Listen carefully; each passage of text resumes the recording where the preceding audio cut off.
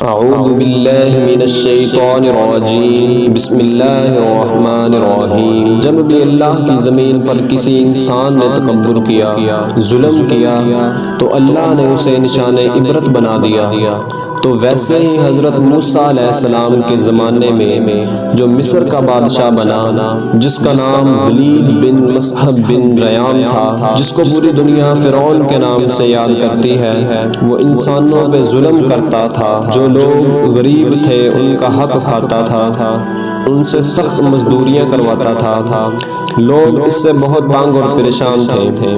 جو اس کی بات نہیں مانتا تھا اسے قتل کر دیا جاتا تھا۔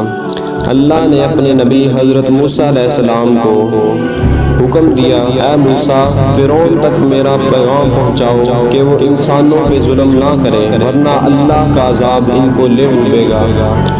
جب اللہ کے نبی نے اللہ کا پیغام فرعون کو دیا تو فرعون مذاق اڑانے لگا اور کہنے لگا، یہاں کا خدا میں ہوں اور میں کسی کے حکم کو نہیں مانتا۔ تو اللہ تعالیٰ اپنی نشانیاں حضرت موسیٰ علیہ السلام کے توسل سے دکھاتا رہا اور پورا مصر حضرت موسیٰ علیہ السلام کے معجزات کو دیکھ کر حیران ہوتا رہا، اور کچھ ایمان لے آئے اور کچھ فرعون سے سوال کرنے لگے۔ بالآخر فرعون موسیٰ علیہ السلام کے معجزات کو دیکھ کر اس بات تک آ پہنچا کہ آج میں موسیٰ اور اس کی قوم بنی اسرائیل کو قتل کر دوں گا۔ اللہ نے اپنے نبی موسیٰ علیہ السلام تک پیغام پہنچایا کہ اے موسیٰ، رات کو اپنی قوم کو لے کر اس شہر سے نکل جاؤ۔ تو یوں حضرت موسیٰ علیہ السلام اپنی قوم بنی اسرائیل کو لے کر وہاں سے جانے لگے۔ جب اس بات کا علم فرعون کو ہوا تو وہ بہت غضبناک ہوا اور کہنے لگا کہ آج کچھ بھی ہو جائے، آج میں موسیٰ اور اس کے ساتھیوں کو قتل کر کے ہی چھوڑوں گا۔ وہ اپنے غصے کے ساتھ بنی اسرائیل کو ڈھونڈنے لگا۔ اللہ کے نبی اپنی قوم کے ساتھ اور پیچھے فرعون کا لشکر ان کو مارنے کے لیے چلتا رہا۔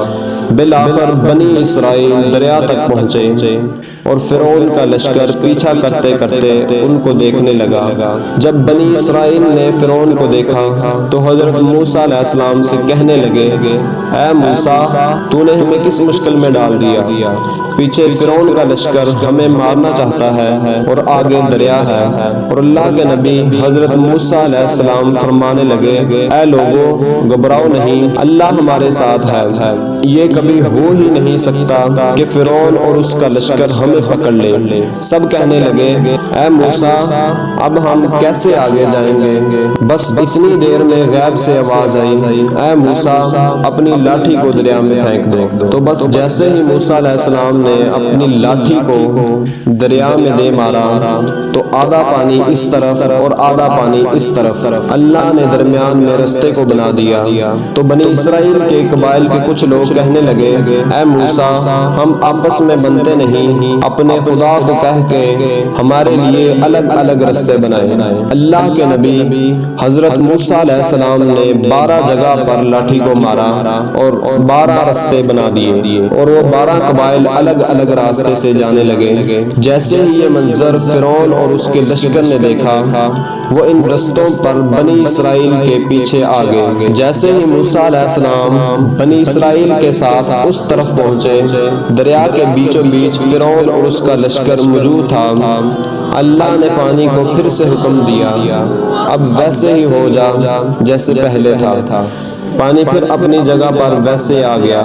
فرعون اور اس کا لشکر ڈوب کے مرنے لگا۔ یہ پورا منظر حضرت موسیٰ اور اس کی قوم دیکھ رہی تھی اور اللہ کا شکر ادا کر رہے تھے۔ اور اتنی دیر میں فرعون چیخ کے کہنے لگا، میں بھی موسیٰ اور ہارون کے رب کو تسلیم کرتا ہوں، میں بھی ایمان لاتا ہوں کہ موسیٰ کا اللہ بڑی قدرت والا ہے۔ اتنی دیر میں غیب سے آواز آئی، اے فرعون، اب ایمان لاتا ہے جب تو دوزخ کی دہلیز پر ہے۔ اے فرعون، ہم تیری لاش اور تیرے تکبر کو آنے والی نسلوں کے لیے نشان عبرت بنائیں گے، تاکہ ہر انسان یہ جان لے کہ زمین پہ انسان کو تکبر نہیں کرنا چاہیے، جبکہ اللہ نے فرعون کی لاش کو نشان عبرت بنا کے رکھا ہے۔ جس انسان نے تکبر کیا، انسانوں پہ ظلم کیا، وہ اللہ کی رحمت سے دور ہو کر دوزخ تک پہنچ جاتا ہے۔